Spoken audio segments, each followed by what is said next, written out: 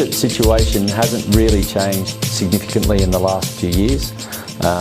They're still relying on commodities and agriculture to try and prop up the income for the government, exports.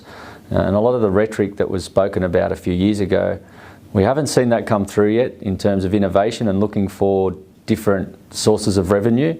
And the Business Council have looked at the budget, and based on the analysis from Canberra, they're saying, well, you can't rely on one or two areas to basically make up most of your income. Where else is it coming from? We can't see it. You need to take the razor to the budget and start to slash costs. Very dangerous when economies are fragile, because if they take that money out, it could put us into a recession at a time where unemployment's starting to creep up. So it's a very thin tightrope the government are walking.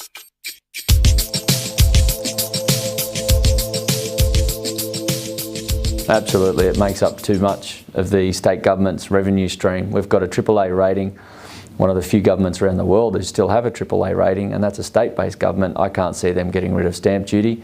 They actually need the property market to continue to bubble along because the revenue's so great. So I can't see that ever happening, not for a long time.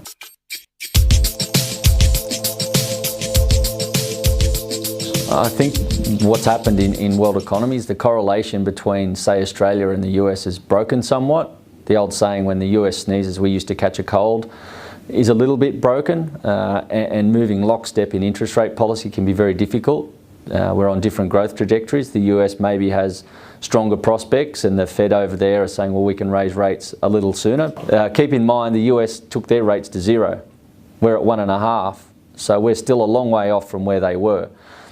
So we've got some room to move, and we don't have the capacity in this country because of the high levels of household debt to move rates significantly. So you might see rates go up in the US, but I don't think we're going to see anything happen here for a while. When it comes time to retire, and people typically don't want to sell their house, that's their home, how are they going to fund their retirement? It's sitting in their house. Are they taking out a reverse mortgage? Do they have to sell it? Who's going to buy it? I just can't see a policy of using your superannuation to buy your first home working. People's expectations may have to change. That the great Australian dream of a quarter-acre block and a single-level house might have to be multi-dwelling or high-rise or smaller land sizes. Who knows? But I can't see that strategy of using superannuation to buy your first home. While it might be politically appealing, economically makes no sense at all. It eats at the heart of why the retirement policy was put in the first place. The system was very robust when they established superannuation in 1992. The preservation rules were quite strict. I can't see them, nor should they, relax those in any way, shape or form.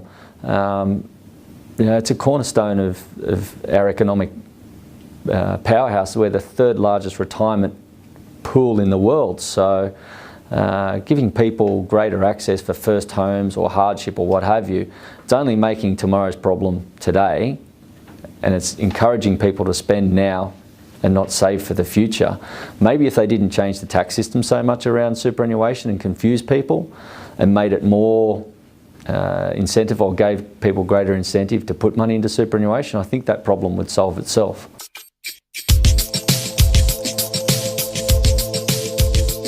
Markets hate uncertainty, and when you're looking at free market economies like the US, like Australia, we have